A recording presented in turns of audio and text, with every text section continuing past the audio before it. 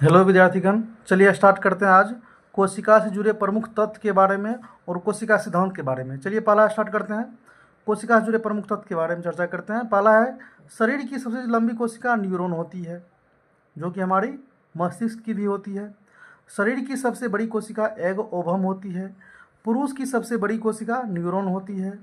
शरीर की सबसे छोटी कोशिका स्पर्म, जो कि मेल रिप्रोडक्टिव ऑर्गन में पाया जाता है। फीमेल में सबसे छोटी कोशिका आरबीसी में पाई जाती है, आरबीसी होती है। पृथ्वी पर सबसे बड़ी एकल कोशिका शुतुरमुर्ग का अंडा, जिनका वजन जो होता है 24 मुर्गी के अंडे के बराबर होता है, अर्थात 1.2 kg से लेकर के 1.6 kg वजन तक होता है। इसकी लंबाई 180 mm लंबे तथा चौड़ाई 140 mm होती है। पृथ्वी पर सबसे छोटी कोशिका माइकोप्लाज्मा गैलीसेप्टिकम, शरीर की शुरुआती गैर विभाज्य कोशिका स्टेम सेल होती है। चलिए कोशिका सिद्धांत के बारे में चर्चा करते हैं। कोशिका सिद्धांत का जो प्रतिपादन था, स्लाइडेन और स्वान नामक वैज्ञानिक ने किया था।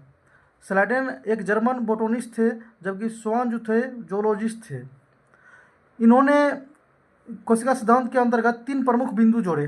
पहला पहला पॉइंट ये कहता है कि कोशिका हमारे शरीर की सूक्ष्मतम इकाई है, इसे क्रियात्मक और संरचनात्मक इकाई कहा जाता है। दूसरा पॉइंट ये है कि कोशिका की संख्या के आधार पर जीव जो होते हैं 2 प्रकार के होते हैं, एक कोशिकीय जीव, बहुकोशिकीय जीव। एक कोशिकीय जीव में जो होता है, इनके शरीर का निर्माण एक कोशिका से मिलकर होता है, जबकि बहुकोशिकीय में शरीर का निर्माण अन्य कोशिकाओं से मिलकर होता है। चलिए अगला पॉइंट, नंबर 3, कोशिकाओं में जैव रासायनिक क्रियाएँ होती है और यह तब तक होती है जब तक जीव जीवित रहता है।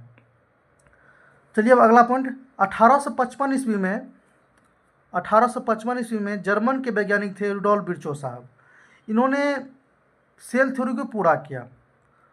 अब सेल थ्योरी को पूरा कैसे किया? तो इनका कहना था कि प्रत्येक नई जो सेल होती है, प्रत्येक नई कोशिका का जो जन्म होता है, उनकी पूर्ववर्ती कोशिकाओं के विभाजन से होता है। और इन्होंने इसे ओमनी सेलुला ई सेलुला का सिद्धांत